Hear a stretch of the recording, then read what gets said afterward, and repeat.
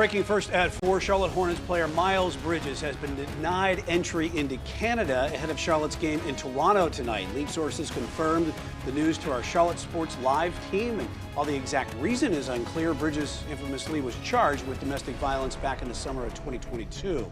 Let's go ahead and bring in our chief legal analyst, Collie FRS, on this developing news. All right, Collie. So do those charges mean that you can't leave the country? Two words: inadmissible and inaccessible and ineligible is really what I'm looking at with these types of charges. And his attorney should have advised him, going to Canada, they have very strict rules about admission into the country. Folks may remember what happened during COVID. They weren't letting folks in because they didn't want to abide by the rules of getting vaccination, so shows were canceled. Some players couldn't travel there.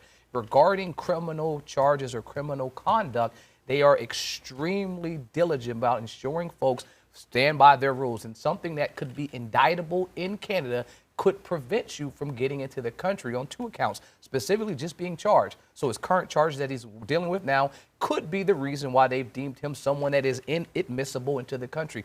The other thing is that his past charge, remember he had the previous charge that he pled no contest to in California. Those charges could also be the reason that they're pointing to why he is inadmissible to come into the country, because the charge was injuring a parent of a child.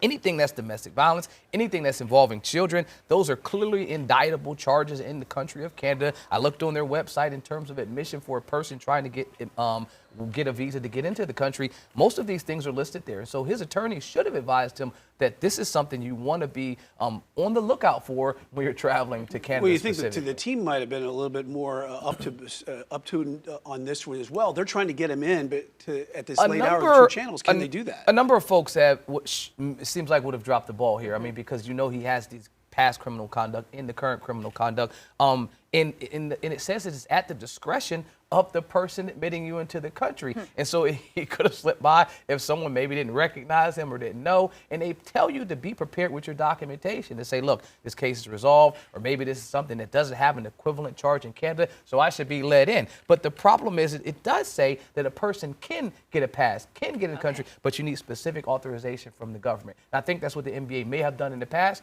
They just didn't do it here. It didn't work this time. All right, Collie, thank you so much.